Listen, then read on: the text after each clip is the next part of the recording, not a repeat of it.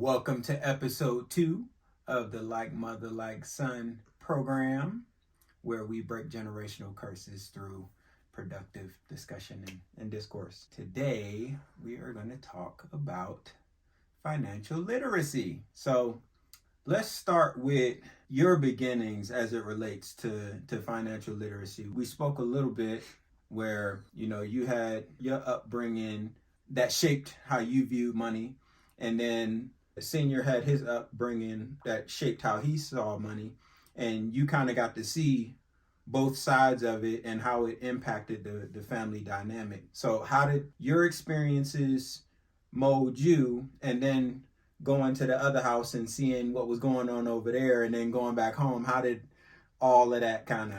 Yeah, it was different because in my house, I was raised, as I said, by an older family.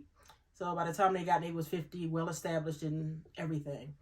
So she didn't do generic things. She didn't want things for sale, because I think during the time that she came up, sale items meant bad items. So she didn't want anything on sale. Like, that was my life. So I'm like, it's so crazy now because when I worked a job and they were literally having conversations about what was on sale, and they had to leave and go buy it while it was on sale. And I just never understood that, because at my house, whatever we wanted, we got, it wasn't we didn't do that. So, I kind of wish that didn't happen to me. Here we go, just running water again. I kind of wish that didn't happen for me, because like when I want stuff, I just go get it. Even to this day. So why do you wish that it wouldn't? Because that's not normal. I need to be. I need to be. So what is normal? I don't know. What is normal? Let me say this. I need to be able to have those conversations with my friends when toilet paper's on sale and Kool-Aid is on sale. I need to care, right? I need to get that Sunday paper. I need to get them coupons out. But you also elevate in their stature by bringing that other side to the table. They may be selling themselves short, but by you bringing the perspective, and it's like, okay, I can see that. There's a balance in there, possibly. Yeah, because like I just don't, and then when I got married, we did coupons because we didn't have money, and I don't know what happened to the money, but we had none. So we had to do coupons. And I'm like, that was new to me, because for one, I don't want to buy stuff at sale. And now I got to go buy coupons because like I can't get this cereal unless I got 25% off, and I can't go on Mondays because Tuesdays is double coupon day. Like, I'm like, we had a coupon folder and all of that stuff. That just was different for me. And as you know, we never had generic stuff in the house and Fruity-O's and Fruity Hoops and things like that. I just can't. Because in my house, I didn't have that. My father-in-law, rest his soul. I mean, it was so funny. This was funny to me. Because I can't say I was scared of him, because I really liked him. But I went in the kitchen, because they always used to feed people. So I went in the kitchen and I got a piece of bread and it fell in a barbecue sauce. So I was like, oh my God, I can't go outside because he's going to get me. I literally put this piece of bread at the bottom of the trash, at the bottom. I took extra effort to do that. And I would sit on the porch and he came outside with this bread. Who the hell put this bread in the trash? I was like, I'm sorry, I did. And then he was like, it's okay, baby. But like, that's the kind of stuff that, people be concerned about money. And like, I need to be concerned about it, but I just can't. I really, really, to this day, it's just not that, it's just not it's not at the top of my list of things to do. Like, if I want something, I just go get it. And that's not normal.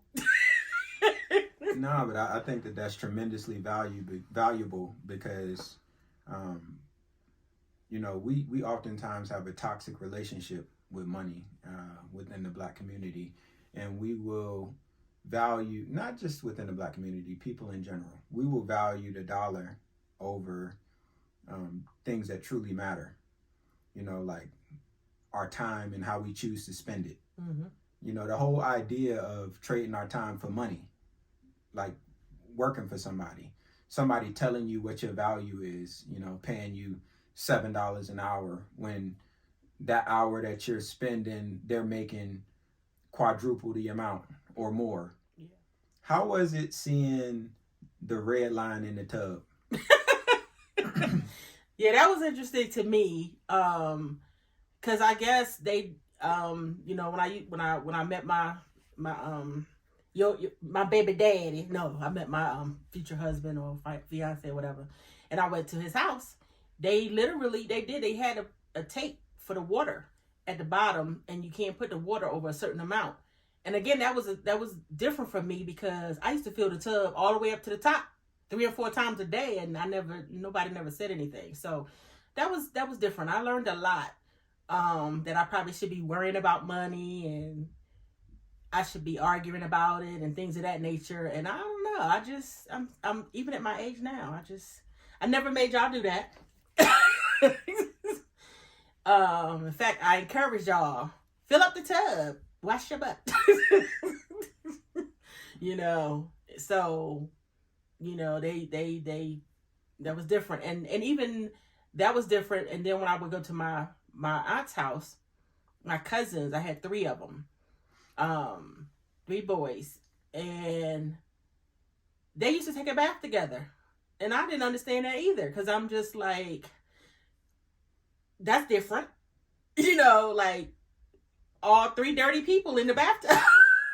I didn't get it, but I'm realizing that a lot of people experience was not mine. And when I hear people now that stress over money, I doubt that I probably will ever get to that point, because if I'm 57 years old now, I probably won't start worrying a whole bunch, because that's kind of dumb. I should have worried a long time ago.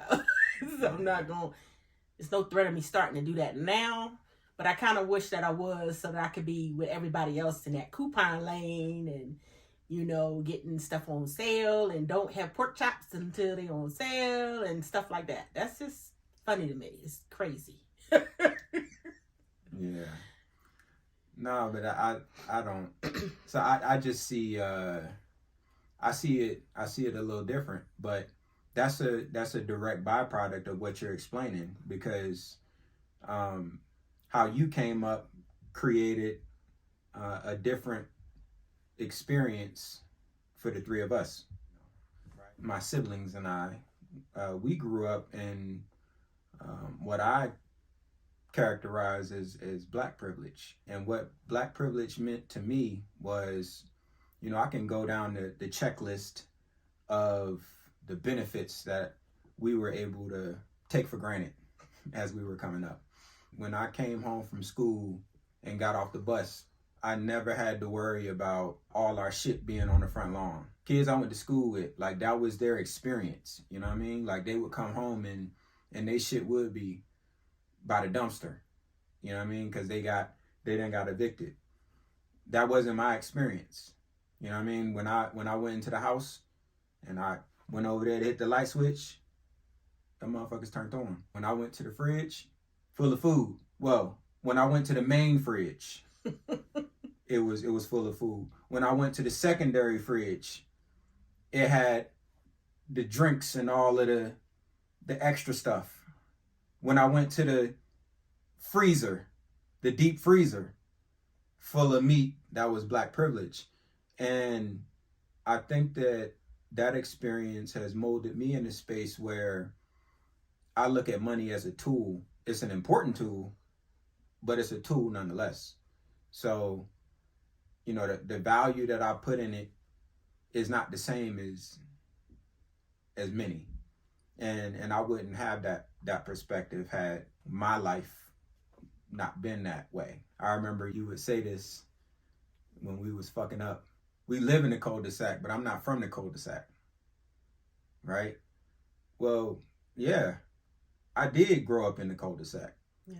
And now my view on money and what it does is not jaded in a sense like many. I don't have the same value for money that a lot of people do. I don't see it the same. And I see tremendous value in that, because people will sacrifice their morals, they will sacrifice their family, they will sacrifice it all for a dollar. Yeah. And like, what's the real benefit of that? And that's why, like, now I don't carry money on me at all, because I tend to give it all away. I think I had like $50 in my pocket, and by the time I got home, I had none. I was like, well, we can't continue to do that. That's dumb. Because, like, I was encountering people that was homeless, or like I saw this one man when we were going through the pandemic, they was letting everybody out of jail. So they let them out of jail, but they had nowhere to go. You know, and where's little silly Lizzie come along, and I'm giving him some money, you know, but God always blessed me. He always give it back to me tenfold. But I just don't. I really, as long as, and you know, we're not at the family home anymore, but I have a freezer. I have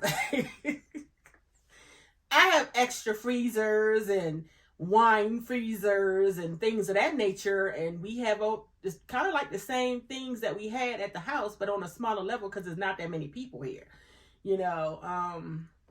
As long as you're able to come into your house and close the door, and you have lights on and your basic necessities, or you be able to go to the kitchen and get what you want, I think that's what it's all about.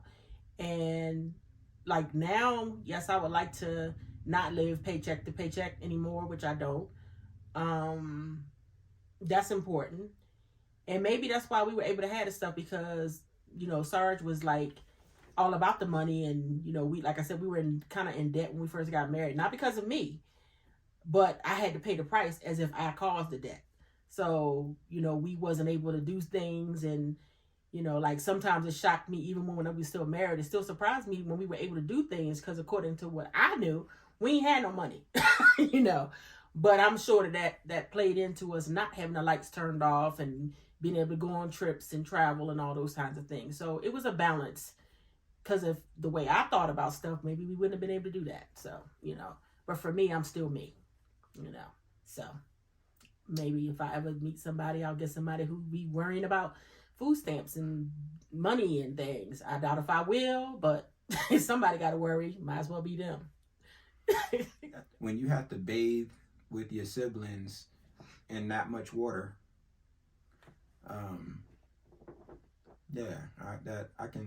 I can see both sides of it, and both of those sides provided a level of balance. Mm-hmm.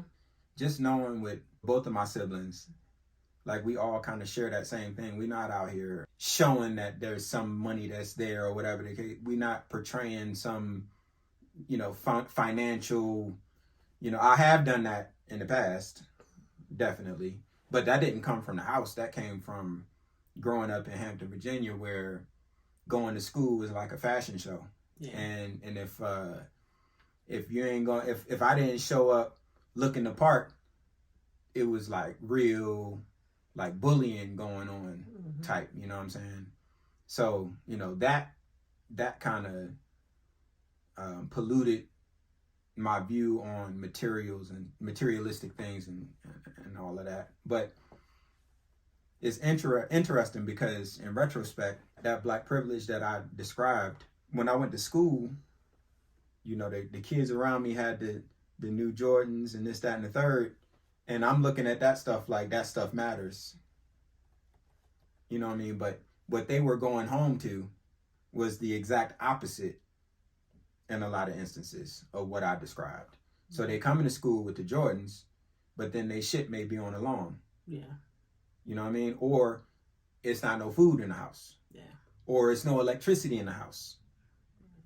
You know what I mean? So it's like, you know, you got the fresh J's, but you don't have any of those other things on, you know, when you talk about, so Maslow's hierarchy of needs, the things that we just need as human beings, they don't have those core things, but I was distracted by the shiny object, which corrupted my view on having things or not having things, and what having things and not having things actually meant. See, and that's interesting that you say that, because as I think back, I didn't, even though, I was raised up and my mom didn't talk about money and all that kind of stuff. I still, like, I didn't know what designer stuff was at all. Um, I had no idea because they were playing pity pat with my life. My mom that was taking care of me, a lot of stuff she wouldn't do because then she wanted my actual biological mother to do. So then they wouldn't do because they thought she would do. So I didn't have a lot of stuff. But it didn't really matter to me because I was like, I wanted to be able to do it for myself. So as soon as I was able to get a job, that's when I got my summer youth job and I was able to go buy my clothes and stuff. But before that, I would get like five outfits, 5 pairs of pants and 5 shirts for the school year. And that was it. That's all I had. That was my reality. And it didn't bother me that that's what I had. Like, I never cared. The only thing that impacted me the most is when my coat, I didn't have, when I got my coat, and I know this is kind of off the financial side of things, but just my perspective on looking at, material stuff. I had this beautiful coat. Matter of fact, 2 coats. So maybe I'm traumatized. I gotta go talk to somebody about that. I had this very beautiful coat. It was like a royal blue and it had gold buttons. But I wasn't allowed to wear the coat because my grandmother said that I was going to mess it up. So it had to stay, it hung in the closet until I outgrew it. And then my sister got it and just did the dog the coat. And that hurt me because I love that coat. Then the other coat that traumatized me was a rust color coat. When I got it, it was at my ankles. And when I finished it, it was up above my knee. So I was like, asked my biological mother, can you get me a coat? And she was like, no. Oh, she wasn't going on the street for me. She had a whole bunch of them, but I had none. So it's like, I was like, okay, I'm going to get my own job and I'm going to buy my own stuff, which is what I've always done. So like, I never worried about what people had at school. And maybe because during that time, none of us, we didn't really know what Jordans was or whatever. So maybe it wasn't just me. So I didn't know what those things were. So like when I had y'all, I didn't know about designer stuff and I didn't learn about it until I used to work in all your high dollar stores. So that's how I learned about it. But on the block, we ain't worried about that. We really didn't. We was good. Thank the Lord. Because can you imagine? I was already bullied because I was light skinned. Can you imagine I would get bullied if I was a light skinned person and didn't have Jordans on? Or didn't have back then it was a Anye purse. Or a Gloria Vanderbilt jeans and things of that nature. Can you imagine? Chill. So you mentioned them playing pity pat with your life. Mm-hmm. What did that look like? Well, at my mom's house where I was raised at, I had to do certain things. Well, really didn't do it. It was just me, her, and Mac, and it was just I was I was a little kid there, and then my grandmother. I didn't realize because I guess they had some type of understanding when I finally first went to the household, that like if my mom that was raising me, if she had to go somewhere, she would call my grandmother. And then on a Wednesday, I would get that phone call that I had to come over on Friday. And I was sick to my stomach from Wednesday to Friday. And I to this day, I'm traumatized. When I would, on Friday, it would be, Sanford and Son, it would be Chico and the Man, it would be Police Story, Rockford Files. So my grandmother would come around that corner in that green car between Rockford Files and Police Story. I think it was Police Story. And like, I hated that, and then I would go to my grandmother's house and my grandmother was like, well, you have to do this and you have to do that because if you don't do this, we're going to put you in a home or you can't do that. And then my biological mother, she was just like a whole different type of person. She was cool, but like sometimes she would be tripping. So like I never knew how to actually behave because I had really high morals at my mom's house that raised me. But then if I messed up over there, then I was going to go to a home. It was just hell. It really was. Which is why now if you're going to kill me or you're going to steal me or you're going to do whatever you're going to do, you're going to do it. Because you're not holding nothing over. Nobody is holding nothing over my head. No more. Nobody's putting me in no home. Nobody is taking nothing else from me. That's point blank period. Well, you said before this isn't necessarily on the topic of financial literacy. Well, everything that we're talking about ties to financial literacy because what underpins it all is the financial conditions that made those stories what they were. Absolutely. If your biological mother didn't grow up in her socioeconomic environment, then you may not have been given away the way that you were. No, it wasn't really. It didn't have nothing to do with I don't think it had anything to do with that. It had to do with my grandmother coming from a time where she cared more about what the neighbors thought, and she didn't want nobody to know that her daughters had babies out of wedlock. You know, but if she had some real money, though, do you think she would have cared? What, my grandmother? Yeah, if she had some real money, like if she was living that kind of life financially, do you think that she really would have cared? I don't know. I never thought about that because I don't see. The thing is, when I came into their life, everybody was already settled. She already had a house and all that, you know. And for what I saw, she was doing quite well. So I can't really say it ain't. It's not like I've never ever with my grandmother, which is why, you know, when I would go over there and stay with her, I wanted to stay with my grandmother because her house mimicked the house I was living in. Then if I would go to my aunt's house or to my mother's house, it was a little bit different. Like I was like, I'm a little princess. I can't be here. I have to go back to my mom's house or I have to go to my mom, you know, back on 26th Street. So I don't know if that's, I don't believe that it had anything to do with money as much as it had to do with my grandmother being embarrassed that her children had, because my mother and my aunt were pregnant exactly at the same time. My cousin and myself are exactly 7 days apart. And my cousin told me, like, I don't know if this is true or not, but he told me that my grandmother told her daughters, or my aunt, that you could come home, but you can't bring them bastards in my house. So, of course, being a bastard, I had to go live somewhere. Mm-hmm. So I went to a couple houses before I ended up where I ended up, you know. So, you know, I just don't, like, family means everything to me. And that's why, like, the first time we talked last week, that I was gonna know it wasn't gonna be a whole bunch of people raising y'all.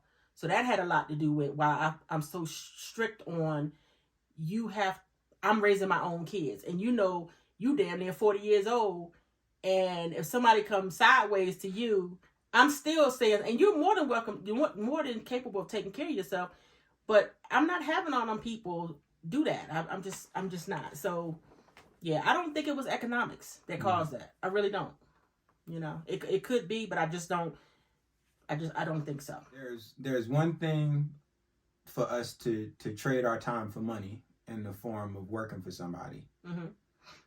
But with the intent of building true wealth, it's only really 3 primary ways to build like real wealth. Because working a job, a person that's working for a job is never going to be paid their true value. Mm-hmm. Ever. That's the structure of how jobs are, right? So building wealth comes from owning stocks, owning real estate, and owning businesses. So when is the first time that you can recall ever hearing anything about stocks? Nothing when I was a child that I can recall. And it wasn't until, I think during marriage, when we would get people that was trying to sell insurance or whatever, they would try to explain to us why we needed to build wealth. And that was a part of it. So when the insurance people were coming around and they were talking about stocks, with you not having any exposure to it prior to having those types of conversations, how did you receive those conversations? I didn't. I just felt like they were somebody trying to sell something. I didn't put much value into it because I wasn't well versed on it, you know. And had we gotten into it during that time or had a better understanding, you know, it would have been beneficial. Because I remember, like, when Sarge finally did get stocks, he was like so excited because it was like one of them was making money and the other wasn't making money, you know. And I don't know if he still truly understands it because I know I didn't. But I do have interest in it now. Finally, I'm never gonna stress, but I do have interest. What does that interest look like now? I want to learn how to take the money that I do have and grow it, so that I know how to trade. Because like I have a niece who does day trading, and like her mom was telling me, she put her money that she works, she keeps it, in the bank or whatever, but she lives off of the day trading. That's pretty cool. I want to know how to do that. That's like a false sense of security that the banking system gives us, that your money's in the bank and you good, you safe. It's not true. Yeah, I agree. Right? That's why the FDIC exists. And they only insure up to 200,000 of the money that you have in the bank. So you have millions of dollars in the bank. What they do is take the money and reinvest it elsewhere. Mm-hmm. That's what they do. They take they take the depositor's money and invest it all over the place. And if they win, great. They'll pay you a small little piece of interest, a small, like 1 point, small piece Mm-hmm. of the masses that they're able to make. But if they lose in their bets, if they lose in their investments, they're only required, and not even the banks, the FDIC will only return back to the depositor $200,000. So it's like the idea that a bank works in our interest is a lie at best. Yeah, and that's like my mother. She didn't keep her money in the bank. I mean, she had I guess enough in there for to pay the bills, but like her money was, when she passed away, there was nothing that I did not find money in. I mean, rolled up in chairs and stuffing and mattresses and everywhere. It was money everywhere. All the pockets, everything that she had in the closet, there was some type of money in there. That's just how the old folks they did. They didn't keep it in the banks. The bank is just it's just a place. But a dollar that's sitting is a dollar that's losing. And we see it more now probably at any other time in our lifetime, the impacts of inflation. As the cost to live increases as a byproduct of inflation, when that dollar was earned, had a different value than it does as it sits. Yeah. The longer that it sits, the less valuable that dollar actually is. You're supposed to have your money working for you. Absolutely. Yeah. As opposed to working for it, trading your time for it. Yeah. And that's what, like, with me being raised by older people who didn't understand, like they didn't have a lot of education, because I think like Mac didn't have any, they just didn't have a lot, and so they didn't stress those because they didn't know, they know how to, like my mom, she ran the house as far as the bills and things of that nature, but it was just back then it was like you would go to the check cashing place and get a money order and pay your bills. She didn't believe in credit cards. She didn't believe in any of that, so in my day, but one thing I can say about her, there was nothing that she didn't want that she didn't get. When she decided she needed new doors, she went upstairs in that roll of money and she pulled out what she needed and came downstairs and paid for it. She paid cash for everything, and that's what I always saw. So, see, but Grandpa Mac was big money though. He was, but people had no idea. That's what they called him, big money. And I'm like, you really don't even know. But Edna, she perpetrated. That's what it was. So we was big money. People thought we had. Well, and then I actually brought the same environment to my marriage, because people thought we were rich.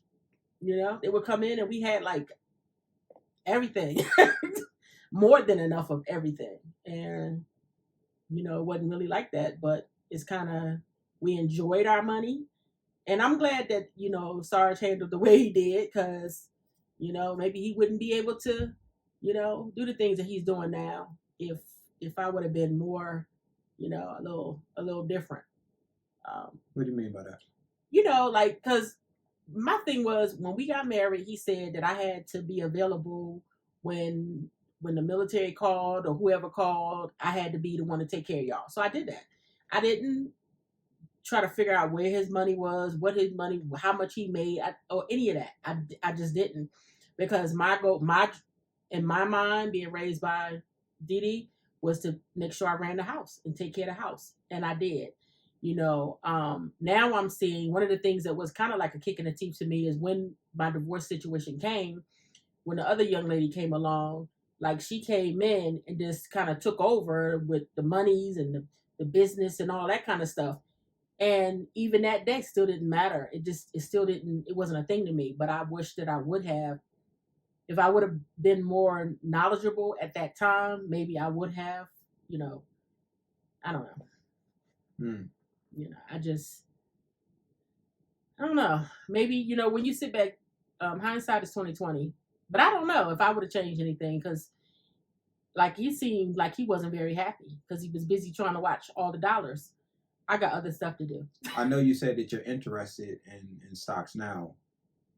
What does that look like to you in the future, as far as like your plans for yourself and your engagement within the stock market? I'm not really sure what that actually looks like, because I'm finally getting my mind right where, and it's crazy because at my age, to be understanding my value, first of all. And as that happens every day, things that I didn't understand are becoming more clear to me, because like I learned all this stuff in school, but like I told you, I was so messed up. I didn't, I was learning it. It's in there, but I just kind of pushed it to the back. So I don't have a game plan per se, but I do want to learn how to trade. Because clearly you could sit at home and do it. People are doing it every day. So I don't know. I don't really have a game plan, but I am open to recommendations and the options or whatever. That's not the word I'm looking for, but yeah, I'm open to. It's interesting because me getting into business consulting is giving me a much broader perspective on how all of that stuff works. Mm-hmm. So, like looking at the job market and how it's been traditionally, mm-hmm. where businesses used to offer pensions, they used to offer great benefits, they used to, it was a completely different landscape than it is now. Well, now, what has happened over the course of time is what I like to describe as the weaponization of data. So when a business is looking at their performance through the numbers via the profit and loss statement and the balance sheet, which are essentially the report cards of the business, how well that the business is performing. Mm-hmm. Well, what has systematically happened over time is they look at benefits and pensions as a line item on those reports. Mm-hmm. And those line items detract from the bottom line. So in order to increase profit over time, benefits have dwindled, pensions have gone away, wages have remained stagnant. The only time that wages have seen increases was, it's kind of happening right now because of what COVID did, mm-hmm. as far as opening people's eyes to certain things. But the reason that the stock market is what it is because if you understand what makes a business financially healthy, mm-hmm. then you can make a tremendous amount of money, because the game is the game and it's not going to change. That's true. Businesses are going to continue to do what they can to increase the bottom line. So the stocks are nothing more than the ability of bringing additional people in to help potentially grow the business. So they invest their money, and as the business grows and they make money as a result of the people who are investing in the business, then the business pays back to their shareholders, which are the folks who are investing their money, hence buying a piece of the business, a small piece of the business. And as owners of the business from those investments, they're entitled to dividends or, the return on their investment. Yeah. So, that whole weaponization of data thing is going to continue to be for as long as people will allow it to be. And we're starting to see breaks and cracks in it. Right now, there's a writer strike in Hollywood. There's an actor strike in Hollywood.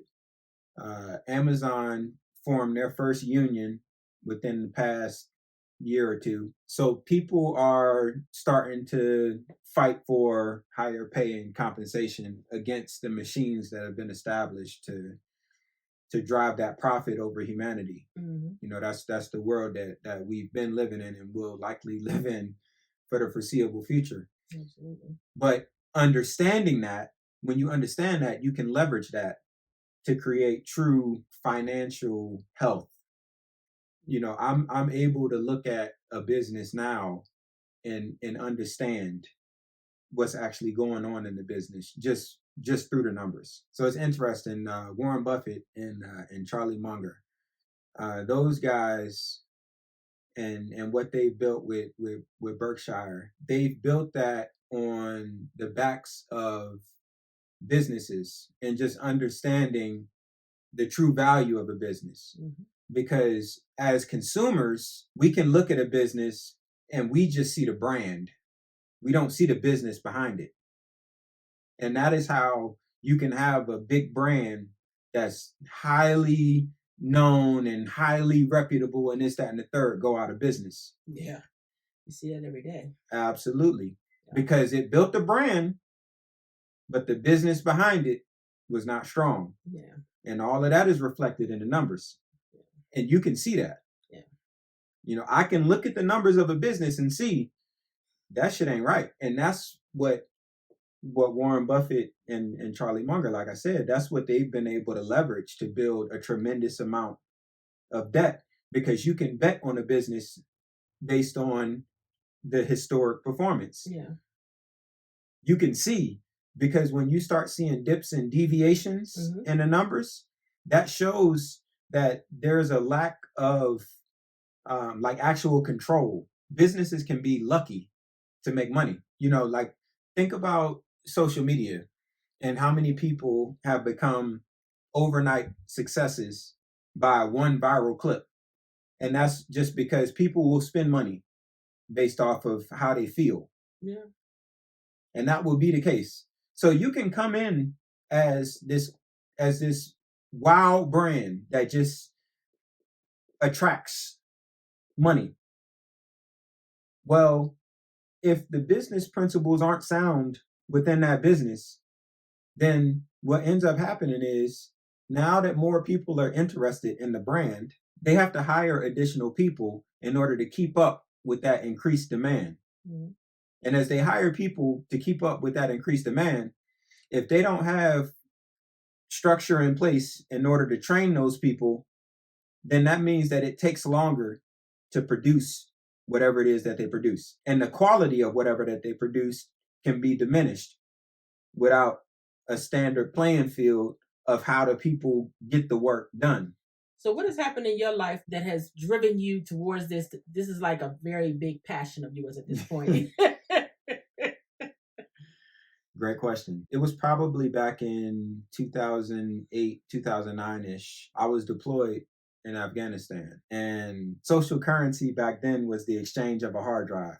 So we would have our hard drives with our movies and music and TV shows and whatnot. So I did one of those social currency exchanges, and I got introduced to this show called House of Lies. And what really got me, because Don Cheadle stars in the show. So I saw a black man as a consultant traveling around the country, getting all kind of money. And I'm like, damn, that's dope. But larger than that, I was seeing what he was doing. And I saw a lot of parallels to what he was doing to what I was doing in the Air Force as an operations manager. Because as an operations manager, my function was to make sure that the entire organization flowed together, that silos didn't get built up between the different functions within the organization, which that happens over time. When you got a large organization that employs a lot of people, there's a fundamental difference between leadership and management. When you have bad leadership, that creates a culture of cover your ass. So the people who are the managers, they are so focused on job security and making sure that they look like they're playing the part, that they are just worried about themselves. Yeah. And then that builds up silos within the business.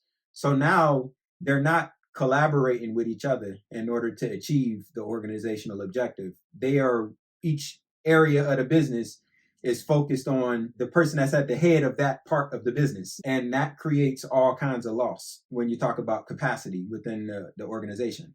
And that's what I did in the Air Force. So in the Air Force, the organization that I was in had all of the building trades. So, you know, the electricians, the HVAC, you know about all of the trades, because we were, you mentioned it in the last episode. We, you know, same squadron. Yeah, absolutely. Yeah. I think I'm a plumber. I think I know all that. Yeah. So, you know, it's, if you got a job that requires electricians and plumbers to be on the same job, it can become a really bad day if the coordination doesn't happen for the electricians to come and cut the power before the plumbers go in. Yeah, that could definitely be a problem. And that was like my function in the Air Force, is to make sure that that type of shit didn't happen. Okay. That everybody was working together, everything was flowing smoothly. Yeah. Right. And even taking it a step deeper. So, you know, when I first got to my first base, they had me on night shift, and answering calls. I would take emergency calls for anything that happened in the buildings overnight. And I'm looking at the recall rosters and the phone listings and all of this, all of the paperwork that they have in the office, the reference material for me to do my job. Mm-hmm. And all of that shit was outdated. So, for me, it made my job more difficult than it needed to be. Yeah, absolutely. So really, not from a sense of wanting to be great or nothing like that. I was lazy. And that was it. Like, I don't want to have to be searching for shit every time that I need it. Like, that's ridiculous. Yeah. Like, every single time that something happens, I got to thumb through, and then, okay, so that shit ain't right. So now I got to look over here and I got to go and find, bruh, nah. I ain't finna do all that. So if I got to spend all this time finding this shit, then I'm going to update the shit so that the next time I ain't got to search for it. It's just there. Yeah. It was pure laziness. That was it. But then the military is structured to reward that type of shit. Yeah. And they did. So the more that they kept rewarding me for they rewarded me for being lazy. So I'm like, shit, I'm on it then. Yeah. You know what I mean? So that's how it started. And then once the rewards started kicking in and I started making money, I'm like, all right. And then I just kind of became a part of who I am professionally. Yeah. So, like I said, I saw the parallels in what Don Cheadle was doing as a consultant, and that like created the interest in it. So from there, it was just like, now I got this barrier of entry, because logically I'm thinking to myself, in order to become a consultant, I either have to have like an internship, or I gotta already have experience consulting. Mm-hmm. So if I have to have experience to be a consultant and I don't have experience consulting, then how am I going to consult? The math didn't math. Yeah. Had no idea. So when I decided that I no longer wanted to wear the uniform, I'll rewind back for a sec. Now, you know, when I was going to school, I ain't never been the school cat. That ain't never been me, except for 7th grade. 7th grade was the only time like I made honor roll, and Darius still be talking about that shit to this day. He like, yo, I made honor roll my entire fucking career. This nigga made honor roll one time and the whole house erupted. It was a real thing because school on my shit. Yeah, I was very proud of you. I was like, I'm gonna motivate him. I don't know, what do we need to do? Build him a house or something? Because, ooh. He got to buy you some Germans and some shoes or a car, boat, what you need. Like, yeah. And that continued. That was the reason I went in the military. Because college won't it. Yeah. Like that won't my thing. So when I got into the military, they keep pushing me to go to school. I'm like, nigga, I joined so I didn't have to go to school. Like, that's the reason I'm here. And then they tell me, well, if you don't go to school, then it impacts this, this, and this. And all that I heard was, you cutting my ability to make money. So now I got to go to school to make more money. So now I'm thinking to myself, all right, well, I had planned on retiring from the Air Force because the money just was too easy. Mm-hmm. It's like, they tell me, you read these books about your job. You know your job. And you know this little shit about the Air Force, and we're going to pay you more money. Bruh, say less. It's right in front of me. Like, the books are right there. And it's my job. Yeah. So now the only thing that stands between me and knowing my job is if I'm going to school or not. Bet. So now I got to get this degree. Cool. I'm going to spread that shit out over 20 years. So you ain't never got shit to come talk to me about.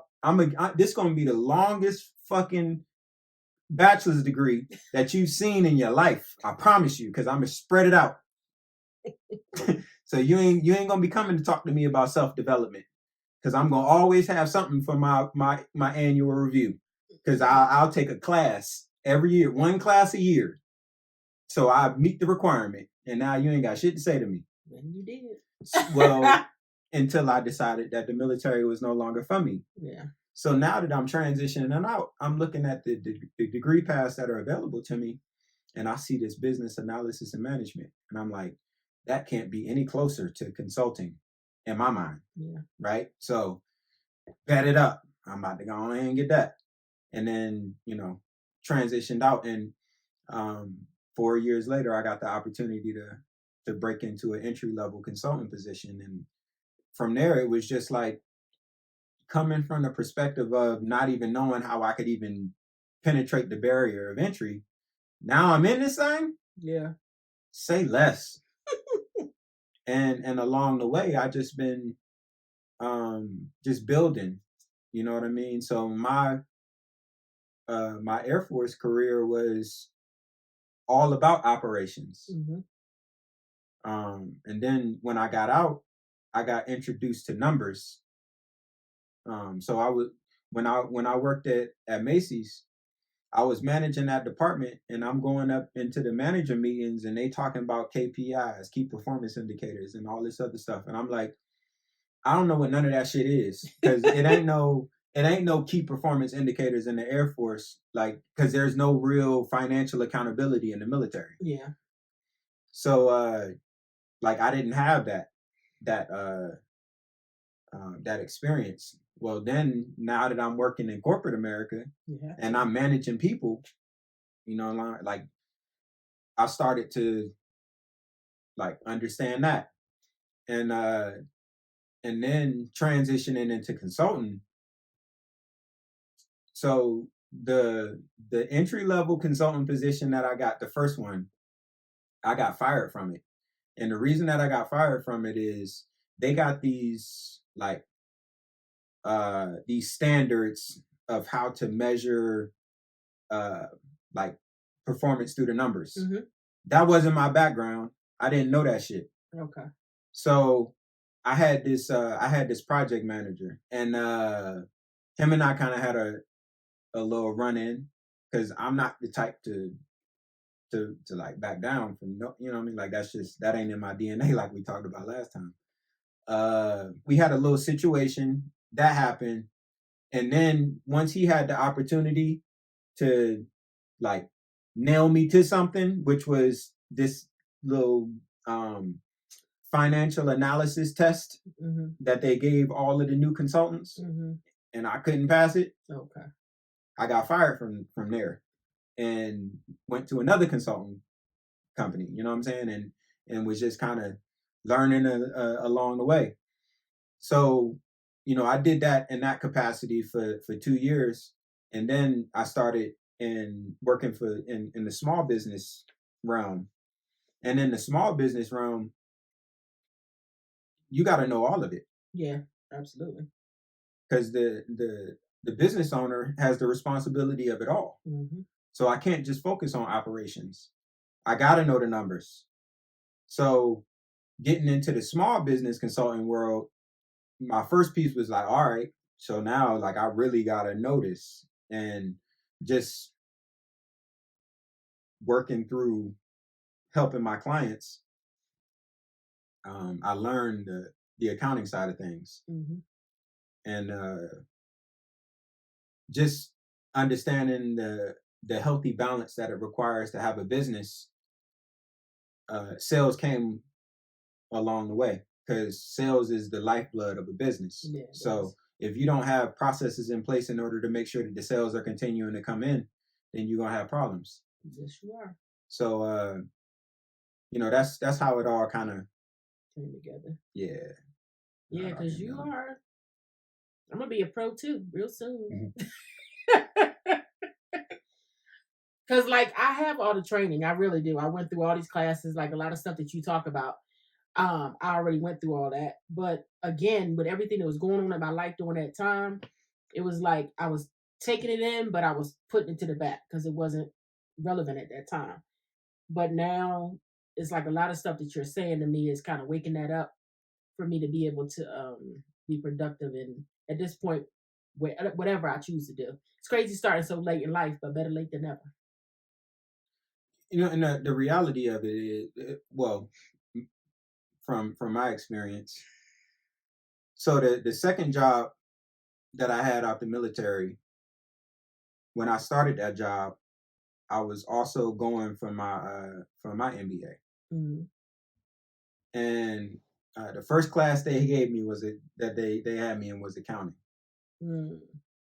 So I'm taking accounting while I'm starting, and I was managing an entire warehouse to myself. Like that was my warehouse to manage. So the staff and all, like I got to make sure everybody doing what they supposed to do. And I'm taking this accounting class. It was too much, bruh. So like I'm saying that to say, learning that stuff in the abstract is completely different than actually the hands-on application for you to like actually know. Oh, okay, so I see now. Yeah, because I went through all that as well, but I just remember when I think back on it, I remember when I was working at Sears, and this was even before I went to college. But I don't know, I just always had a thought process, and we had, I was doing for automotive, their actual every month we would get a billing statement was like this big, and that made no sense to me. So I know how to go in there and do accounts payables and receivables and all those things, but it's like I never put any of that stuff on my resume because to me it was just like just normal, flow. And I'm like, I need to learn to put words to the things that I know because I know a lot of stuff, but I don't know. I just never. I think going back to our first session, I just never really saw a lot of value in myself. I really didn't, and so I just went about living life and doing what I thought I was supposed to be doing at that time. I never really looked at it as anything extraordinary, or any of those things. You've been beat down from childhood. Yeah. You know what I mean? Like, yeah. How do you calculate where you belong when you were given away as a child? Yeah. And then not only, so it would be one thing if it was just a clean handoff. But to your point, it was a constant tug of war, and trying to leverage. But even before that, like my mother that raised me, I didn't go to her first. I went to her sister. And kind of similar to what my to what Sarge used to go through. Like his mother would, she would have her drinks and then would talk about him being hairy when he was born and all this kind of stuff. For me, I would get together and I was a source of conversation about how when they got me, I didn't know how to cry. I laid in one spot. Um, and her sister's name was Alzie, and her husband's name was Tilly. And she said, you would not drink the bottle at all. And I took that nipple off, because back then when I came along, it was glass bottles. I took that nipple off and it was all green and moldy and everything. I said, Tilly, you gotta go to that store and get that baby some nipples. So he went to the store and got some, and I cleaned up them nipples and gave you fresh milk, and then you was just drinking and drinking. So if you gotta hear that every time you get with somebody, like nobody thought valuable enough for me to make sure that my bottle was, I was a baby. You didn't know how to cry. You just laid in one spot. You just did this. You just did that. So like how you supposed to feel valuable when you hearing how you done went to 3 different homes before you end up with the person who really wanted you? Because at this point, when Nana couldn't keep me anymore, by this time Dee Dee had fell in love with me. So if it wasn't for the fact of her falling in love with me, who knows where I would have went. So she took me. So they was passing me around like I was a glass or something. Like, so how you supposed to feel like you matter to anybody? And that's why I think I tried to make people feel like they matter, like they're valued and all of that. Because I never wanted anybody to feel how I felt. I never did. I still don't. Like that job that I just had. It was hard for me because it was a homeless girl, and because we went to eat, and the homeless girl came in, and it was like I want to go feed her, but the way she was treated, with that being like my first day at the job, like that was terrible. I don't know, I just cannot. I don't like to see people devalued, and that bothers me. Which is why I didn't let people call you names or call y'all, none of y'all. Mm-hmm. You had to, just because words are powerful. From when you went to get your ID card and you were told you look stupid when you smile. So you stopped. Like words, especially when it comes from somebody that you value, So I don't ever want to be that person that somebody can remember back and say, yeah, you remember you said that and you hurt me and you said, I don't want that. I really don't want to do that. So I'm going to add a little context to that, because there's a lot of value in you sharing that. As a kid, I still remember I had a little kid lawnmower, and it was this time Grandma and Grandpa came to visit us at 31, and Senior was out there cutting the grass, and I came out there behind them with my little play school lawnmower, mm-hmm. Right? Being a kid, it's like you're chasing being up with the big folks, right? Mm-hmm. So my first ID card was my military ID card as a dependent, and that was like a prideful moment. Like I turned 10, I finally can get my own ID card. So now like when I go through the gate, they're gonna ask me to show my ID card too. Mm-hmm. I'm like, nigga, we lit, mm-hmm. Right? So I'm in there, and we they taking the picture or whatever.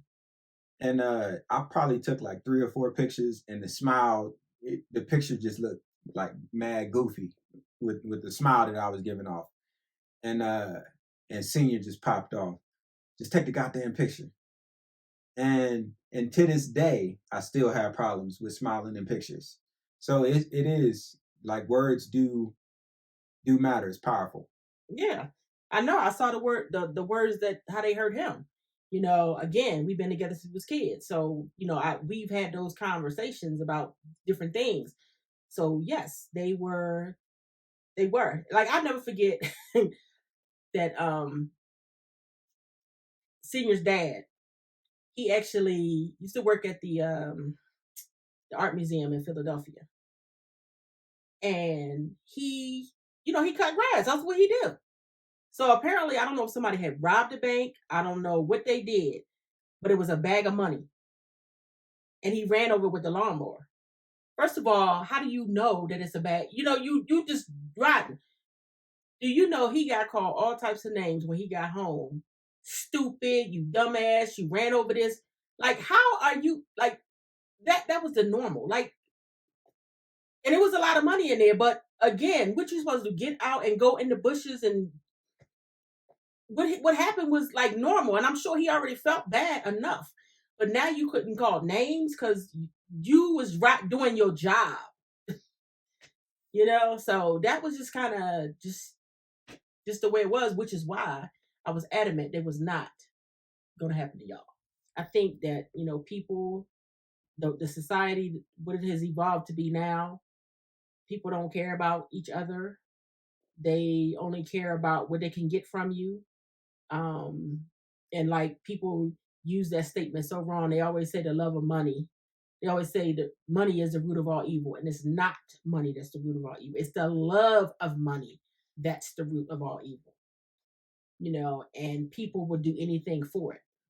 And I'm like, no, I'm not doing that. And that is why this conversation is so important. Because I have a friend of mine that he has an ex that grew up in money. I mean, like crazy money. Mm-hmm. And those problems are just different. Yeah. Still problems, but those problems are just But like not having it creates such a trauma bond with money that once the money is made, then it's like, well, first off, anything that endangers my ability to make some money, if I've never had it, it strike different. Yeah. And then once the money does come, whatever I got to do to keep it and protect it, and if there's somebody that's threatening my ability to keep that money, it all stems from that. It does. That trauma bond, which is why it's important to have an understanding of like the true value of money. The true value of money is not that high in my It's not read of things. It's not. It's a tool. Yeah. It's an important tool, but a tool nonetheless. It is, but it should be used in the right way. When it's not, because it's like that statement of money and they fool in their money shall surely part. And I watched a young lady that came into her husband passed away, and she came into a whole bunch of money. And she was living high on the hog, big houses, giving away money the whole nine, and then end back on Section 8. Like, like that's not cool, because you're not used to it, or it wasn't for you. That's two things. If you're not used to it, or if it's not for you. So if it's not for you, then you ain't gonna keep it. That's how I feel. See, and I equate all of that back to financial literacy. Yeah. Because when you understand what money is and how it works, then you can leverage that. Yeah. But if you don't have that understanding, my first experience with the value of $1 happened from being stationed in Germany. So being stationed over there, they got euro. And when I got to Germany, the US dollar was stronger than the euro. Mm-hmm. And while I was there, I saw that change. So now the exchange rate is different. So that was like my first. Now I'm like, I had no idea. I'm just looking at $1 as $1. Mm-hmm.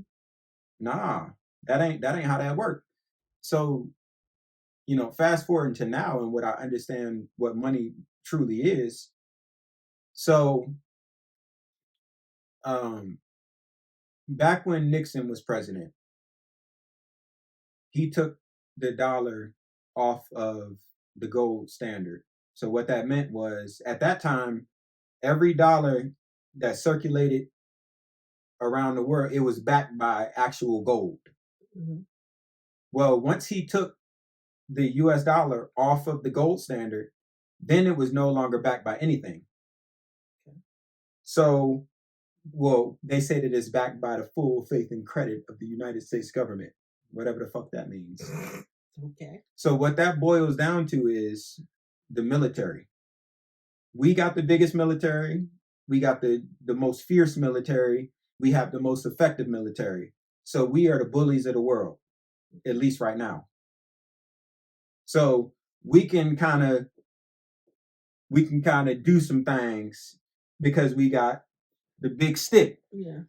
in the sense of the military. All of the other countries know that the U.S. military has no problem with coming and dropping bombs on your whole country. Ask the Middle East. So that's been the backing of the U.S. dollar for all of these years. But right now, that's shifting. Yeah, it is. So when Russia invaded Ukraine, the United States sanctioned Russia like really crazy, and the rest of the world watched that happen. Yeah. So now the rest of the world is looking, and the rest of the world has always known that the military in the U.S. we don't want to fuck with the military, like. And then now they saw, oh, so they can do this to us economically too. So like, I don't just have to worry about them coming and dropping bombs on us. Yeah. They can like economically devastate what we got going on. Like in my like, whoa. Yeah. So now you got countries around the world that are banding together. You know, like so. BRICS is this alliance between Brazil, Russia, India, China, and South Africa. Mm-hmm. But there are a bunch of other smaller countries that are also joining that movement, and they are talking about creating their own currency. So right now, the U.S. dollar is the reserve currency in the world, which means that the U.S. dollar is top dollar. That's what's for every. They are talking about introducing a new currency that's actually backed by gold. Oh. Not backed by military might. It's actually backed by gold. That will dethrone the U.S. dollar as the reserve currency of the world. You're saying that's going to be a game changer. Put it back to the way it was before he you said he came in and removed it. So these like this is the stuff that's going on right now, mm-hmm. And the U.S. dollar is not what it used to be. No, not so the idea of placing all of this artificial value in a dollar that don't mean shit, it don't have no real value, right? With the way that the world is structured now, whenever World War III kicks off, because it will at some point, whenever it kicks off, it's not going to be a traditional military fought war. It's going to be economic.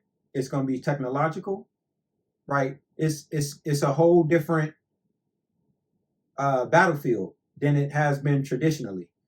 So the U.S. coming in with the mightiest military don't mean shit when you fight in an economic war. When you fight when you fight in a technological war, that technological war is already happening. Yeah.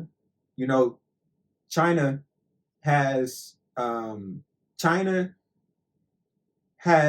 control and influence over the company that owns TikTok. TikTok is conditioning the United States. Like the amount of people that are on TikTok that get their news from TikTok, they get their entertainment from TikTok. The Chinese government can influence the United States population through propaganda of how Americans look at America. Yeah. That creates division. Yeah, definitely. A house divided cannot stand. That's true. The war that we will fight in the future is not going to be just a military war. Yeah.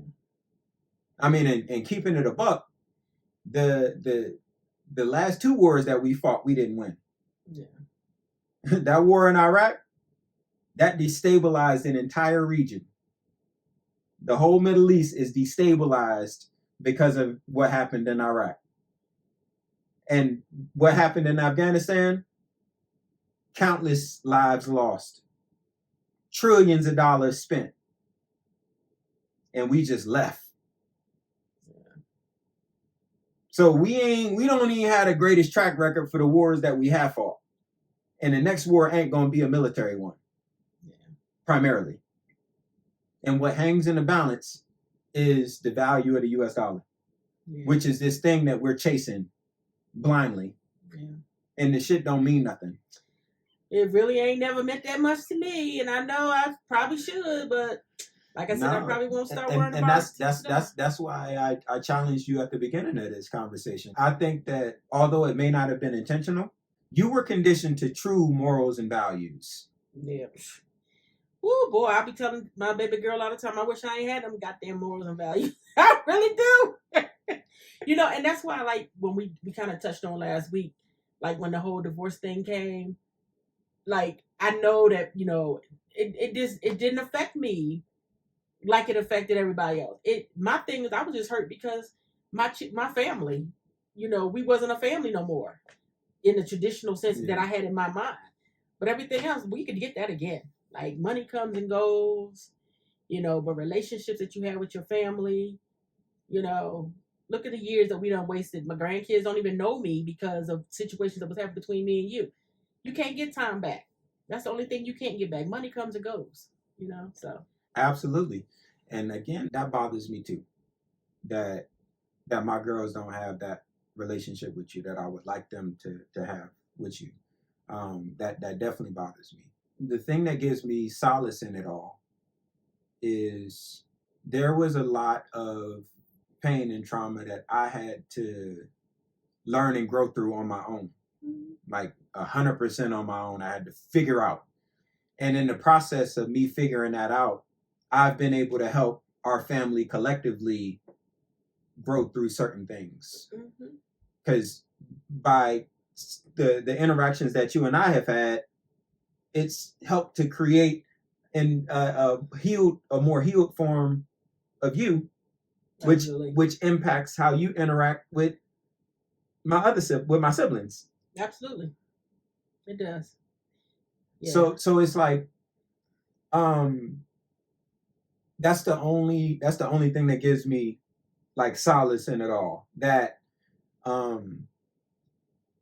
girls don't have the relationship with you that I would like for them to have with you at this stage of the game, but the relationship that y'all build will be a solid, healthy one. Yeah, absolutely. That will benefit them far greater than, you know, the pain and trauma that I've had to figure out on my own.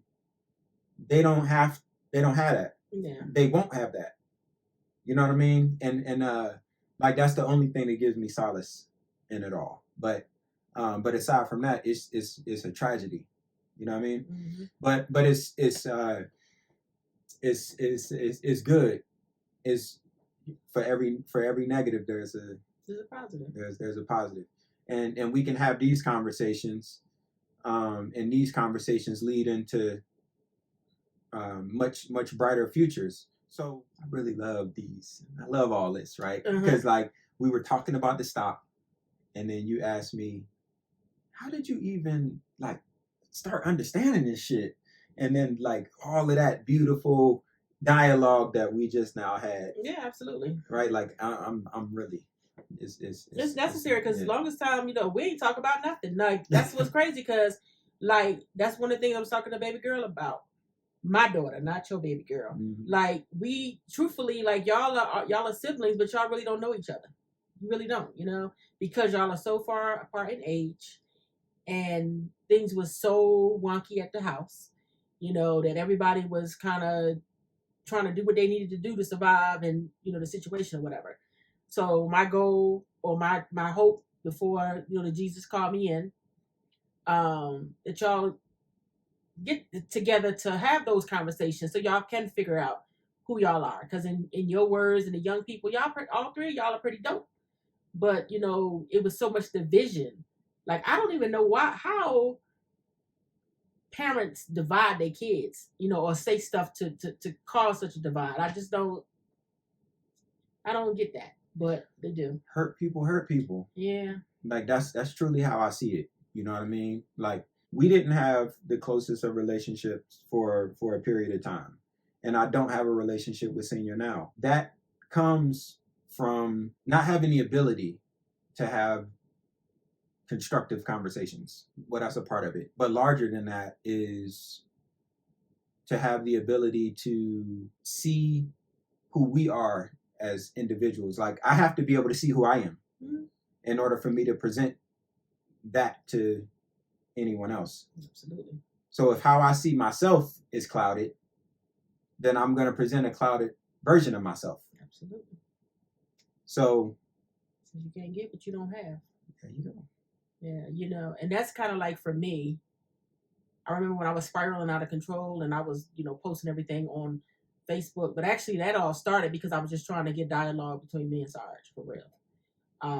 Because it was a lot of people in his ear, and I just felt like it didn't need to go out like that. And once we got over the initial stuff, I was trying to have that conversation with them. Back to the stock piece. When you start to understand what drives the success of a business from a financial perspective, then you can invest and create true wealth. Excuse me, yeah, and that's definitely what I want to do. And that's all a part of the plan. Bullseye Consulting will own stocks as well, because it's like I got the cheat code. I can look at a profit and loss statement and the balance sheet, and I know what the story is. Like I actually know what the shit means. It's so crazy that like now, I used to think about it, I don't anymore, because I think that there are no mistakes. But like Bullock Electric, when Sarge decided that he wanted to have his business back in 1994, I was definitely encouraging him in everything, in every way, bought his tools and all that. Ain't had no money, but I figured it out. But here it is now at the time when I have my master's. He has his bachelor's. You have yours. Darius has his. The baby girl is smart as all get out. Like, this would be the bomb.com right now. You know what I mean? This would be the epitome of a Black-owned business. But the thing about that is, back to that piece of having the understanding of oneself, that self-awareness. Mm-hmm. Without that self-awareness, it just continues a cycle of hurt and trauma, and that just manifests in different ways. Mm-hmm. So with the inability from a spiritual perspective for there to be evolution evenly across the board, which is not possible in our dynamic right now. Yeah. Right? It just isn't. Bullock's Electrical, I don't think that it would be that, just because of if everybody that you named is a part of that, because everybody hasn't gone through their healing processes yet, in order for a small thing to not be blown into a bigger thing that impacts everything. Yeah, that's what I'm saying. Like, I don't know, in my mind, because with me being raised by an older person, I still see things differently than most. I always have, right? But my thing is, I'm just saying, look at the powerhouse it could have been if if we just went on the not a skills and ability of what we all have collectively. Okay. You know what I'm saying? Yeah, that's what I mean. Certainly. But unfortunately, you have people at this point that's stepping in to something that they didn't work for, don't know the foundation of how it all began, why it began, or anything like that, and it's just it's unfortunate. So like that's what makes me also happy that you have a vision, because he had one too, and I tried my best to support him in every way so that he can have everything. I never tried to take anything from him. That's what he wanted. That was his business. That was that. So now I'm hoping to help you to do the same thing, because it's a lot of money out there to be made, but when you do it from the right place and your heart is in the right place, you're going to be successful. When it's not, and you're not necessarily above board, no matter how hard you get, you're going to get 10 steps forward and you will always get pulled back. You know what I mean? And that's more or less what I was saying. Yeah. Right? Yeah. So, given the dynamics, I see more of that part than a brighter side. Yeah. With all of those players involved. Yeah. However, that creates an incredible opportunity, because that situation so Bullock's Electrical is still going to be full stop. It's still going to be everything that that you've ever imagined it to be, and so much more. For me, like I feel like this is so weird because, like, normally a parent, their goal is to leave something, a legacy for their children, right? No matter what they do or who they get into a situation with, like your kids were there before anybody else was there. Like, of course, mother and father, whatever the case may be, but your kids are going to always be your kids. Your wife might not be your wife, your husband might not be your husband, whatever, but your kids are going to be your kids, right? And your kids are the ones that's going to have to ultimately make a decision on your life at some point. So, like, I don't understand how 3 kids have such small value when they have to make such big decisions when it's all said and done. I don't understand that. Well, hindsight is always 2020. You can misinterpret reality when your perception is skewed. You can create an unhealthy reality by not having a healthy perspective, and that's in the lane of self-awareness and accountability, right? Like, Yeah. everybody don't have it. My perspective on life is when you stop learning, you stop living. And there are a lot of people who are not living, they're existing. Yeah. That's not unique to our family. No, not at all. That's a human thing. It is. So everybody can't go. Yeah, I learned that from Steve. Everybody come, but you can't go with you.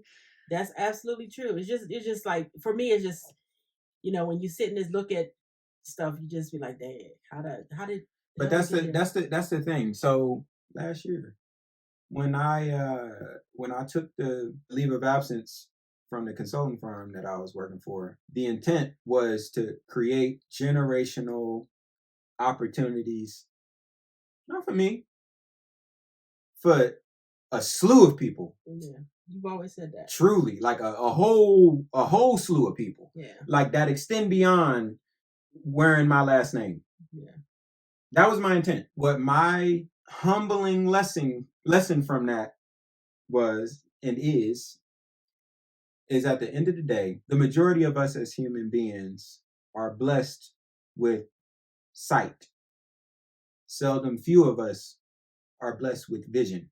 Yeah. And vision is being able to see things that aren't there, but are possible. So it was super disappointing last year to learn that lesson in real time, because there aren't that many people on this earth that I care that much about. Yeah. You sound like me. That's why this is not a podcast. This program is what it is, the like mother, like son, because the more that I learn about you, the more that I learn I'm more like you than. Yeah. So it fits that I would have that perspective. Because I stay having a vision. Anybody that know me, I'm like, my vision, I got a vision. And I'll be sitting back looking around, and I go make it happen, right? And that's just what that is. And that's what, the thing that I dislike about everything. But again, there are no mistakes. And I already know God, there's some humans in right here that's walking the earth and think they in control right now and think they got it all under control. Trust me when I tell you, you don't. It ain't gonna end like you think it is. but to that, it was my goal to create broad change for tons of people. Yeah. It is what it is. Like the reality is that everybody can't go. That is what it is. So for me now at this stage of the game, the vision hasn't shifted. The players who are involved have changed, but this thing is going to be, all of it is going to be what I've envisioned it to. If anything, the vision is just broadened. Yeah. So nothing's lost. It's all net gain. It is. It's just weird to me though, like I said, that because usually when you have children, you try to make sure that they good, right? But that's your perspective, Mom. I know. Yeah. That's your perspective. Yeah. Because this is not unique to our family. No, I This is know. like a human thing. There are tons of families out here Yeah, I know. that parents are in competition with their children. Which I don't understand. You know what I'm saying? Like that's not unique to our family dynamic. But that goes again back to the value of having these conversations, because for me, us sitting down and having these conversations beyond the reality that it's going to create for future generations within our family. Yeah. My hope is that as people are watching and processing what they're seeing and hearing, they may be thinking to themselves, damn, is there opportunity to have some form of conversation within my own family dynamic to shift things around? Yeah. And as that happens, it just creates a better world for us all. It does. So like everybody can go. Yeah, and it's all about communication. And for me, like if God called me home today, it's like I'm happy that like y'all, as far as the siblings, y'all still got a little ways to go because y'all really do. Because y'all are all positive, self-assured, staying on your own individuals who got your own thought process. And that's pure. That's look, that's like on Mary Had a Little Lamb. you know, and that's cool. It's cool. I wish I would come together a little bit more, but that in time. Yeah. No, certainly. In time. Certainly. Definitely in time. Because it's an intent of mine. So regardless of how much that it hurts me at times to have certain experiences, I do have the clarity of where we all come from. Yeah. So that gives me a different calculation when I'm thinking about how I'm going to conduct myself within these different situations. I do feel as though the level of healing, of intentional self-work that I've done on myself is not in vain when it comes to how I can help cultivate a stronger family dynamic. Yeah. Period. But see, here's the thing. I just hope that my problem is we all have to be strong enough to stand on who we are, right? One of the things that I've told you that I think that has been an absolute failure in our family is the people, their loyalty has been to people that's not necessarily loyal to them. And so a lot of discord has happened because of, I don't know if it's a control thing or whatever, but when you see somebody that's not necessarily strong in one area and then you come and take advantage of it, which is what the way I feel about it. And stop supporting things that's wrong when you know that it's not right. Just because that person is a family member or you care about them, have the balls to tell them to pump their brakes, right? Everybody is walking around supporting foolishness. Because I know that when I was crashing and burning, and I actually respect the one aunt who actually reached out to me, but she told me that I needed to go, that I was toxic, and that I needed to go get help, right? And then I shared with her some stuff that I haven't shared with anybody else to let her to understand because she had heard so many different things from other people. And what I would urge for anybody in the future when they are involved in something like that, to have that conversation, especially when you got a little age on that person and you got that wisdom. Don't make assumptions. Which is why I refuse to do that. Ask those questions to find out if somebody's acting crazy, they're just not doing it for no reason. There's a reason. So if you don't choose to get involved enough to find out the reason, don't get involved enough to come with the negativity. And that's what I received. Nobody knows what I was going through in that household. Nobody knows what I had to put up with in that household. Okay. Based on what I felt. How many people that were sitting around waiting, like when I went to the hospital around the corner from us, my biological mother said that when she got the call, she thought she was getting called to be told that I got killed. So people was busy waiting for that call. That's not cool. You know what I mean? So people just stop supporting foolishness. When you know it's foolish, tell them it's foolishness so they can fix it. But if you encourage, because some people, whatever you tell them, they believe. And everything that they believe ain't true. Something else that helps too, because 100% there. Sometimes just shut the fuck up and mind your own business. Yeah, what he said. You know what I'm saying? We can only walk in one set of shoes at a time. Yeah. I can't speak on things that I don't know nothing about. And I try to live by that as best as I can. As you should. Because I was told when the young lady, she did reach out to me, and she had her, and I respect her to this day. That'll never change. But she was like, he loves his kids. And I'm like, but have you talked to his kids? Not to say that he don't, but have you talked to them? So you're making these statements based on information from people who don't even know what the hell they talking about. You know, so like, stop supporting foolishness. That's all I'm saying. So the stock piece, right? My first introduction to like how I see Bullseye Consulting having a broad impact on businesses came from, the Berkshire Hathaway with Warren Buffett and Charlie Munger. And then I got introduced to Robert F. Smith and with Vista Equity. And that's what they do. They buy businesses. They buy businesses because whenever you invest in a business, you are buying a piece of the business. Yeah, absolutely. So when you start buying larger shares of businesses, or when you buy them full sale, like you buy the whole thing, yeah, you can create all kinds of wealth. Now, I mentioned it a little earlier, like I got the cheat code on this shit. Like I really do, because like Warren Buffett and they know the numbers. I produce the numbers, and I know the numbers. You be listening to enough stuff, you should. If we had roaches, they would know the numbers.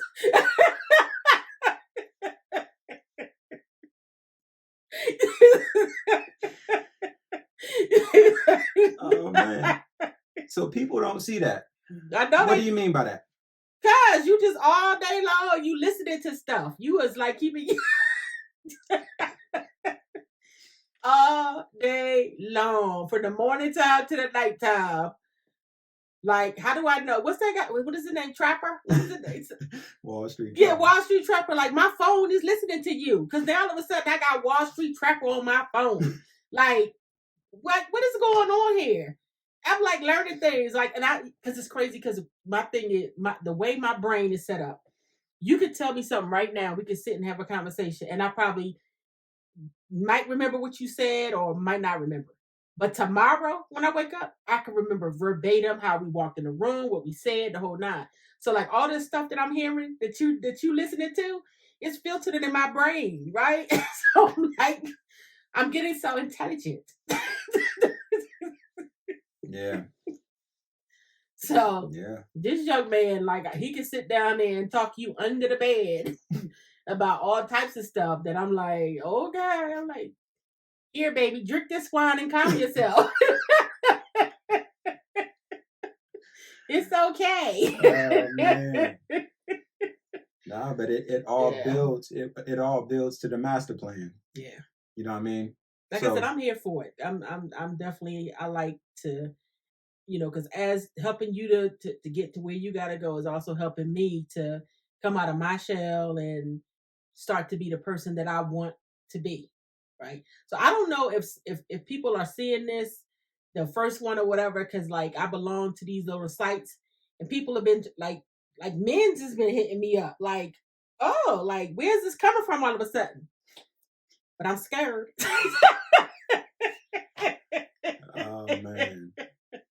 I'm like,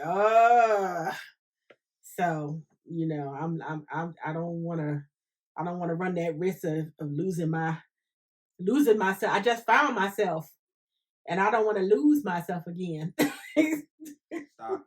Next is real estate. So I know the American dream has always been to go slave yourself out to work for somebody so that you can buy a house and live the American dream, and that's been the like the end of the conversation when it comes to real estate in a lot of those conversations, because America does not exist without consumers. Absolutely. So they need us to consume shit. Mhm. They need us spending money. So yeah, go buy that house, right?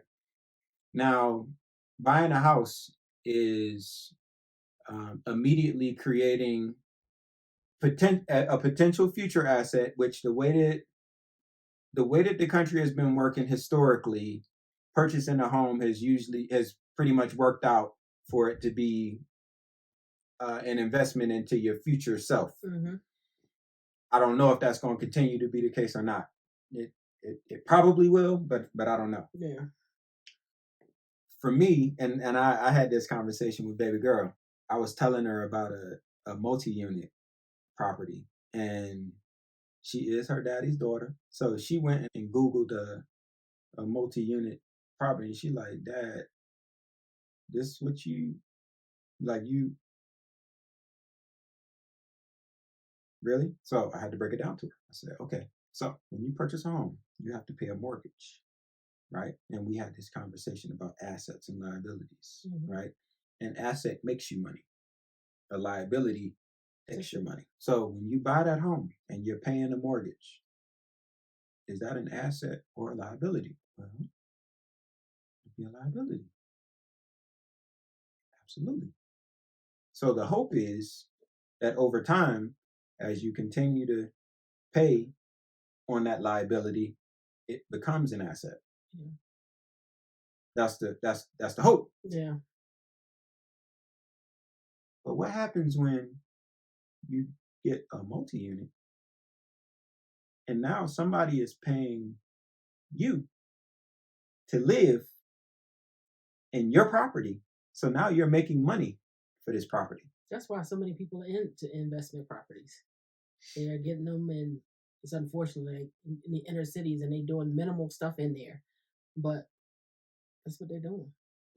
People been doing it. Yeah. Not enough of us been doing it. Yeah. But it's been happening. Well, I mean, I know that, but I'm just saying it's like because now, like I watch YouTube, so it's a couple of people up there that are us that are into it and showing us, you know, how the house was and what they put into it and what they had to go through with the people to get them in it and all that type of stuff. So it is starting to be more of us because as we're becoming more financially literate, as you say. Same with the stocks. Yeah. Same with the stocks. Right? Wall Street Trapper, that's what he does. He's an investor. Yeah, I'm gonna start watching him because it keeps. I mean, God put him on my timeline for something. Cause when I'm scrolling down there looking at Reba and Petunia, big old Wall Street Trapper, I'm like, okay. Yeah. Now that is a function of business because as he continues to grow and evolve in his space, he's introduced to different people with different sets of skills, which increases his capacity. Yeah. So he has been doing a lot of promotion, like a whole lot. So he's been investing in advertising and whatnot to spread his brand, and it's definitely working.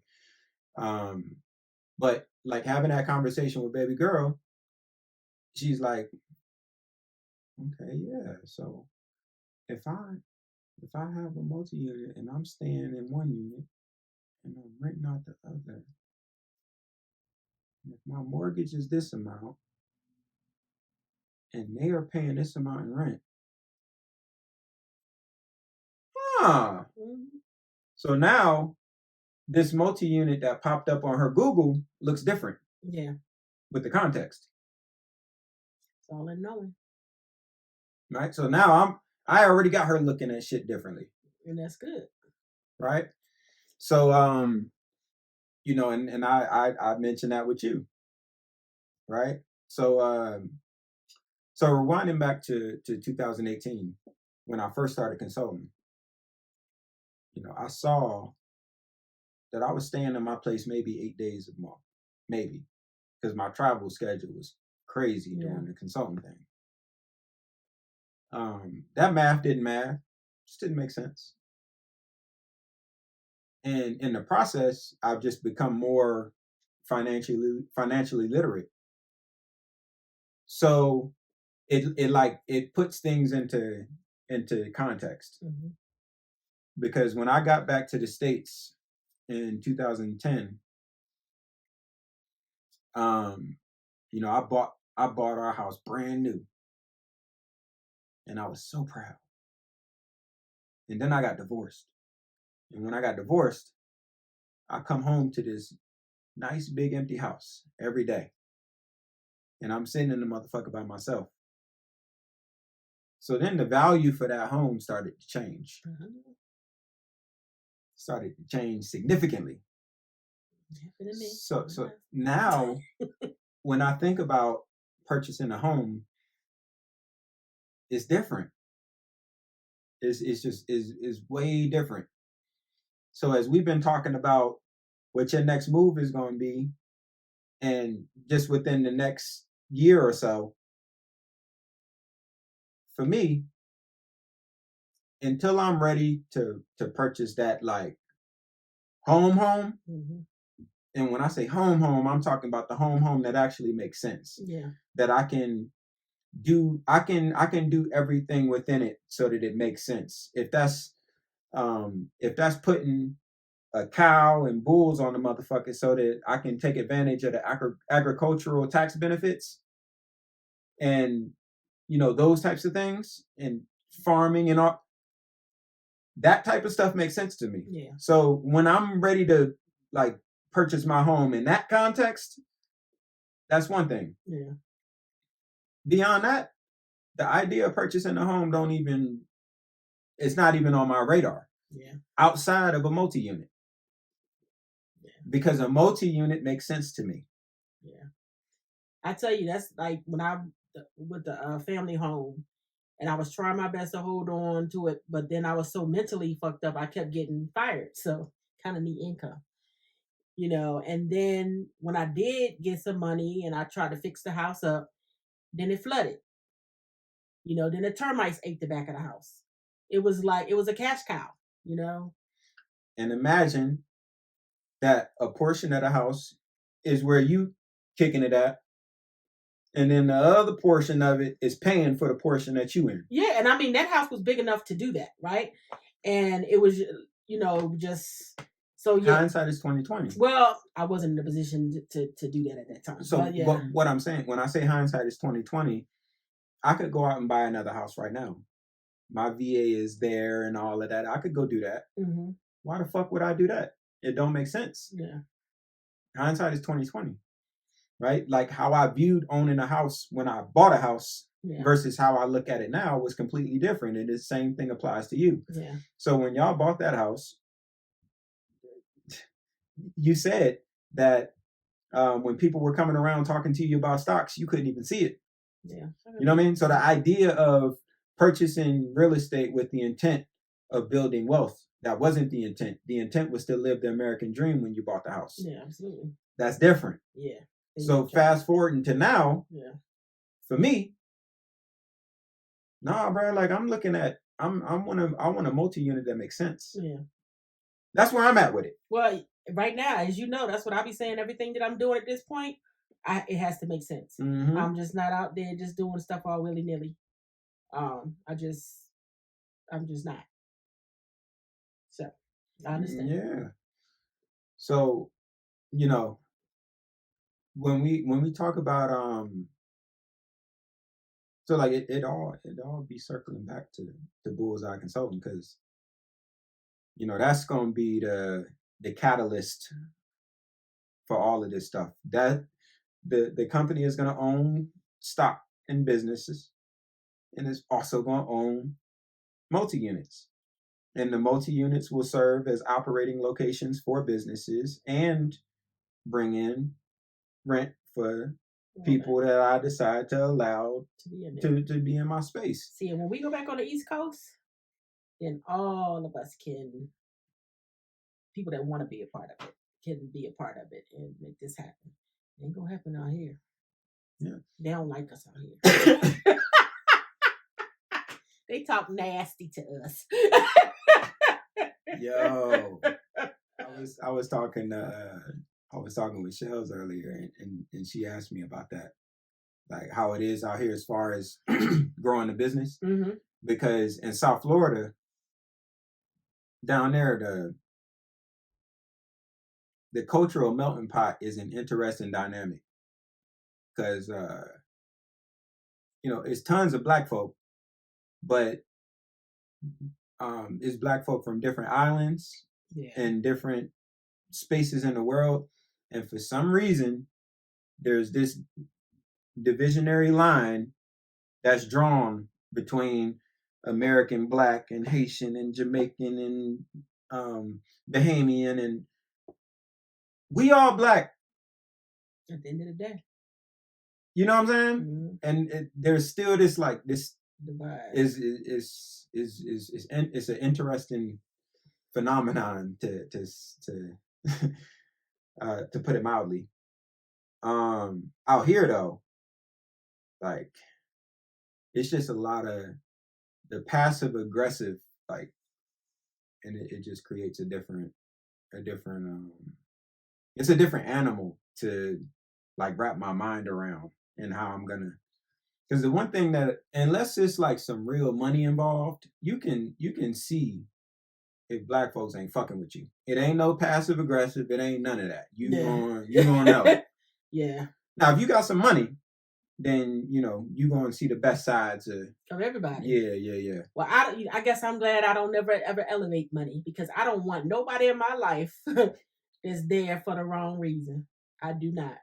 Yeah. I'm cool on that. Yeah. But the passive aggressiveness is definitely it's interesting out here for sure. Yeah, because I only lasted out here 11 days, and then I had to come back in the house.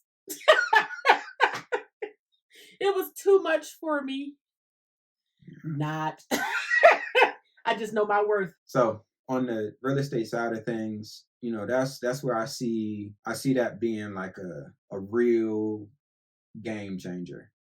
Of just I'm not looking at purchasing a home to feel good because I own a home. Yeah, not at this point.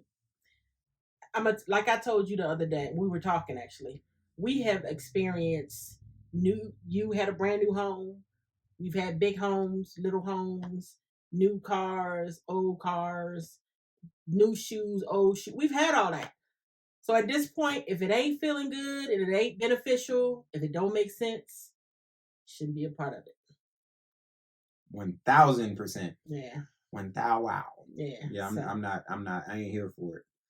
So, the real estate that I'm looking at is, it got to make sense to the bigger cause, which is future generations. I'm looking forward to rebuilding.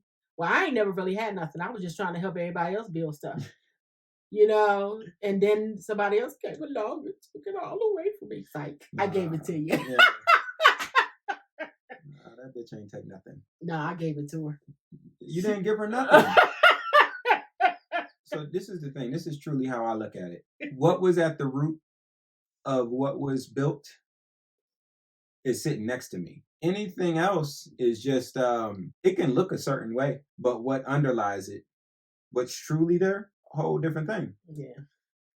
So, things can look how they look. So how easy that it is for somebody to sit back with, let's say, $100,000 in the bank account. Let's say, right? And that's including like retirement, all of that, like $100,000 in the bank. And they sitting there like, yeah, we here. $100,000 ain't shit. It's not. It's not. It ain't shit. Shit, $1 million ain't shit. And that's my point. So, like when we're looking at this in like true context, like real context, what's really there? Yeah. You know what I mean? Like that ain't no real. And it took me getting into consulting to like really start to understand that. Yeah. Like when I got into the small business consulting, it blew my fucking mind. The invoices that my name are on, I know you was telling me, blew my mind. Like, so for 40 hours of me being me, my clients, and these are small business owners that are generating less than $2 million a year, are signing $20,000 checks every week for my black ass to be there. Yeah, It fundamentally changed. I bet it did. The way that I look at money. Fundamentally. So the idea, somebody sitting back, you got $100K in your, that's cute. Yeah. That's cute. Very cute. But I'm telling you, that, like, the thing about it is, at the world that we living in today, as you know, that ain't shit. It's not. It's really not. So it's not. And that goes back to the conversation that we were having about the value of money and the importance of us having this conversation about like true financial literacy. Mm-hmm. Because, you know, somebody can sit back with that $100K in the bank and be walking around and treating people different kinds of ways because they feel that they are in a different space. The reality is, when COVID came around and the government said, this what you gonna do, this what you gonna do, this what you not gonna do, this what you not gonna do. What befuddles me to this day is the amount of people that have forgotten about how all of that went. Yeah. The lesson I took from that is, if that shit could happen then, it can happen again. Sure enough. So why would I put myself in a space to be comfortable thinking that the normal is okay? Yeah, and nothing normal anymore. I'm cool. Nah. We good. I've shared this with you already. Like, I know I could go out and go work for somebody tomorrow and start making 6 figures. Yeah, you could. Easily. Yeah, you could. What is 6 figures in the grand scheme of what I'm capable of truly producing from what I'm capable of delivering? And it trips me out because there are tons of people that are in my same position and they are playing their part, earning their little 6 figures, and they kicking back like everything is okay. Yeah, it's not. COVID showed us everything ain't okay. It's not, because we had all that money still. If your ass was caught out on the road without a sign, without a reason, you go to jail. So, and your money couldn't get you out. You know? And the money evaporates, because what happens is, again, America does not survive without us being consumers. Mm-hmm. So what ends up happening is, the person that gets that 6-figure salary, now they get a bigger house, they get a bigger car, they get different clothes, they start eating different. Their entire lifestyle adjusts with the increase in their salary. Yeah. Which means that in like proportion, just from a pure numbers percentage perspective, yeah, you may have got a pay raise. You ain't got a pay raise because you just increased your cost of living to accompany that pay raise. So now when that company is looking at their profit and loss statement and they see that the profit ain't looking right for them to be able to pay their shareholders, they're going to start downsizing. And now, who got to go? Yeah, now all them bills you done created got to be paid. So now you got all that stress. What are we talking about? Yeah. What are we talking about? The government is not, as it stands right now, the government is not going to be able to pay Medicare beyond 2026 in its totality. It's going to be a significant cut as it stands right now. That's been publicized. Yeah. People ain't paying attention to it. You know what I'm saying? People paying attention to Kanye West and all this other bullshit that ain't got nothing to do with nothing. That's happening. Yeah. 2026, the shit is insolvent. 2032 or 2035, I want to say, Social Security is insolvent. It's getting cut significantly. See all this stuff he know? He be listening to this shit all day. Why does he know all that? Because he be listening to it all day. But I mean, that's the thing, and it's these people that got these false senses of security. You know what I mean? Like, it's not real. Yeah. And the value of the dollar is continuing to diminish as well. So it's like it's a lot of shit that's happening right now. Yeah. And people are distracted by, oh, I'm making 6 figures. What the fuck is 6 figures? Yeah, in the grand scheme of things. You know what I mean? Because your whole cost of living done increased with it. Now, if you're making 6 figures and you maintain like baseline survival plus lifestyle, then that's different. Yeah. If you're taking your money and you're investing it back into different things so that, you know, the money that you're able to invest is creating other opportunities for you, that's a different situation. Yeah. But that's not oftentimes what happens when people make more money. You're right. That's when there was a guy on Kendra G. That's what he said. He said even when he was making $50,000, he was banking $20,000 because he was living, you know, poor.